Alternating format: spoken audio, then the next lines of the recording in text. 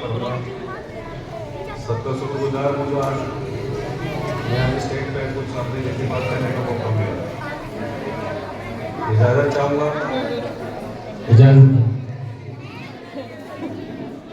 बच्चों के लिए सबसे पहले मेरा मैसेज है कि एजुकेशन के अंदर, पढ़ाई के अंदर ज़्यादा मेहनत करें, ज़्यादा कोशिश करें, अच्छे मार्क्स लाएं। सभी तलबा से गुजारिश है खामोश रहें। सभी तलबा से गुजारिश है कि खामोश रह करके ये आपके लिए मैसेज दिया जा रहा है, आप उसको ध्यान से सुने। आप देश का भविष्य हो, हमारी कौम के भी भविष्य हो। आगे चल के आपको बहुत कुछ करना है। अगर आप पढ़े लिखोगे तो हमारा देश भी आगे बढ़ेगा, हमारी कौम भी आगे बढ़ेगी। एजुकेशन के मामले में हमारी कौम बहुत पीछे है, बहुत कमज़ोर है। वजह क्या है कि हम अच्छी एजुकेशन प्राप्त नहीं करते।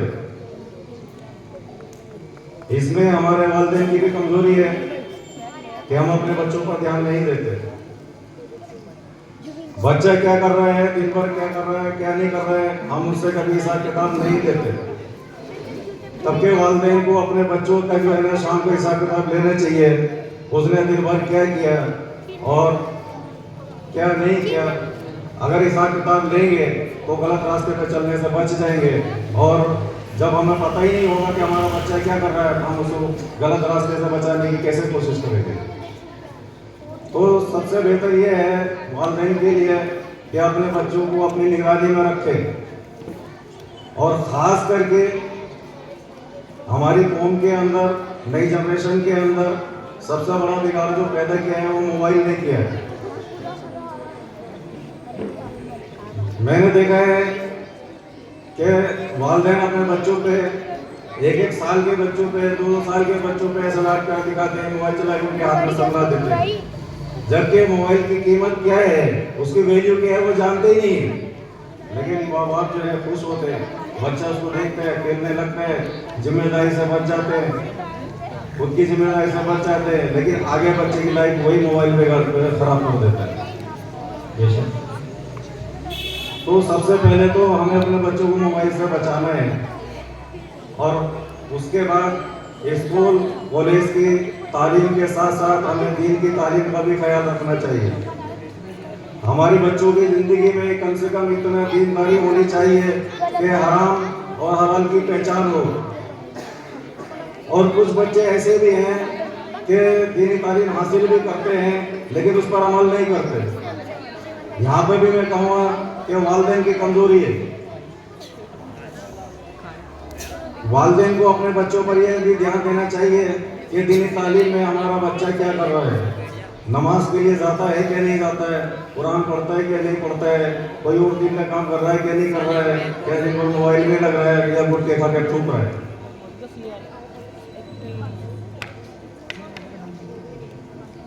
अगर वालिदैन अपने बच्चों पर ध्यान देंगे तो आने वाली जिंदगी हमारे बच्चों की बहुत अच्छी होगी। नहीं तो आज के असरात हमें ये दिख रहे हैं, आने वाले वक्त के अंदर हमारे बच्चों के लिए वक्त बहुत खराब है। इसलिए हमें अपने बच्चों पर बहुत ज़्यादा ध्यान देना है। कल के गुजरे हुए कल की अगर हम बात करते हैं तो जो लोग हमारे पास इंसाफ के लिए आते थे, अपने मसले मसाइल लेकर आते थे, आज उन लोगों के पास हमें खुद जाना पड़ रहा है, फिर भी हमको इंसाफ नहीं मिल रहा है। हम इंसाफ के लिए भटक रहे हैं।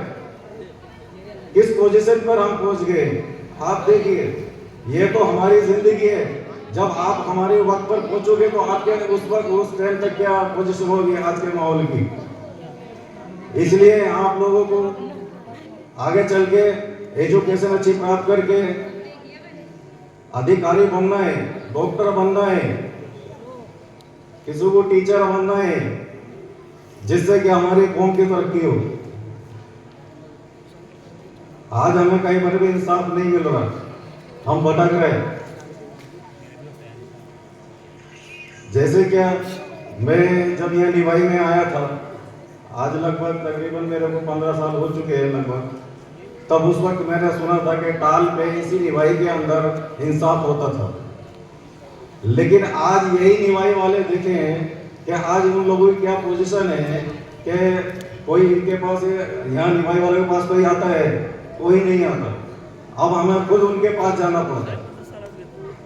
अब हमारी क्या पोजीशन हो गई है, हमने जो हमारे बाप दादा थे, हमने उनका कितना नाम रोशन कर रहे हैं, हमें खुद देखना चाहिए।